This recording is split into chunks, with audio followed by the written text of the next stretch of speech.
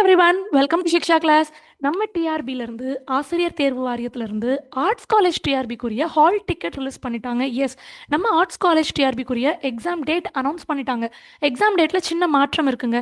20ஆம் தேதி நடக்க வேண்டிய எக்ஸாம், அதாவது டிசம்பர் 20ஆம் தேதி நடக்க வேண்டிய எக்ஸாமை டிசம்பர் 27ஆம் தேதிக்கு மாற்றி வைக்கிறாங்க.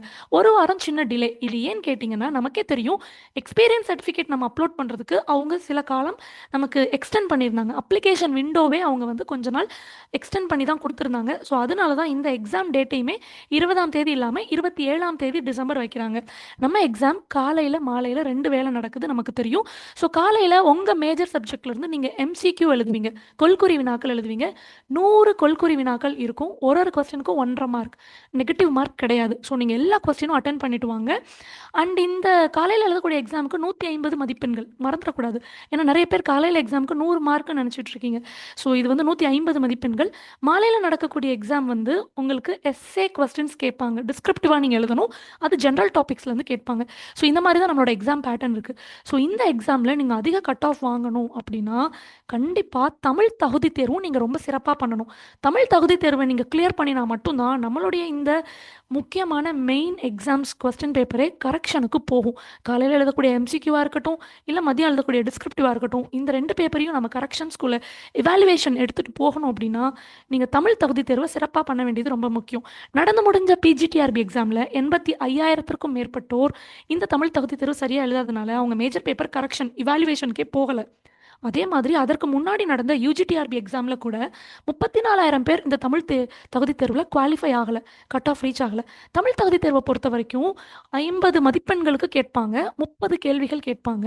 ஸோ அதில் நீங்கள் 20 மதிப்பெண் எடுத்தால் போதும், நீங்கள் வந்து தமிழ் தகுதி தேர்வை வந்து ஈஸியாக குவாலிஃபை ஆகிடுவீங்க, கட் ஆஃப் ரீச் பண்ணிடுவீங்க. ஸோ 20 மார்க்குக்கு மேலே எடுக்கிற எல்லாரோடைய மேஜர் சப்ஜெக்ட் பேப்பரையும் தான் கரெக்ஷனுக்கு எடுத்துப்பாங்க. ஸோ ரொம்ப முக்கியத்துவம் கொடுத்து 3க்குமே ஈக்குவல் இம்பார்ட்டன்ஸ் கொடுத்து இந்த எக்ஸாம் வந்து நீங்கள் ஃபோக்கஸ் பண்ணி தான் அட்டன் பண்ணணும். அப்புறம் இந்த எக்ஸாம் எல்லாமே 28 மாவட்டங்களில் 195 சென்டர்ஸில் நடக்குது. உங்களோட எக்ஸாம் சென்டர் எது அப்படின்னு நீங்கள் உங்கள் ஹால் டிக்கெட் டவுன்லோட் பண்ணி தெரிஞ்சுக்கலாம்.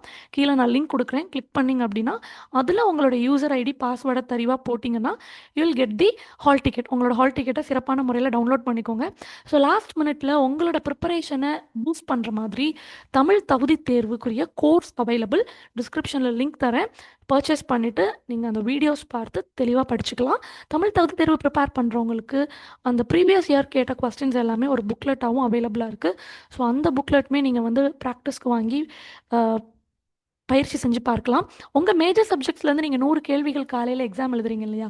ஸோ அந்த மேஜர் சப்ஜெக்ட்ஸ்க்கு 5,000 + எம்சிக்யூ ப்ராக்டிஸ் பண்ணுற புக் இருக்குது. அந்த புக்குமே நீங்கள் வாங்கிக்கலாம். அது போக அதற்குமே தனியாக டெஸ்ட் சீரிஸ் அவைலபிளாக இருக்குது. அதுவுமே நான் பர்ச்சேஸ் பண்ணுறதுக்குரிய லிங்க் கீழே தரேன். ஸோ இது எல்லா ப்ராக்டிஸும் அடுத்து ஒரு 15 டேஸ்க்கு கம்ப்ளீட் ப்ராக்டிஸ் எடுத்து நல்லபடியாக எக்ஸாம் கிளியர் பண்ணுங்கள். All the very best. Thank you all.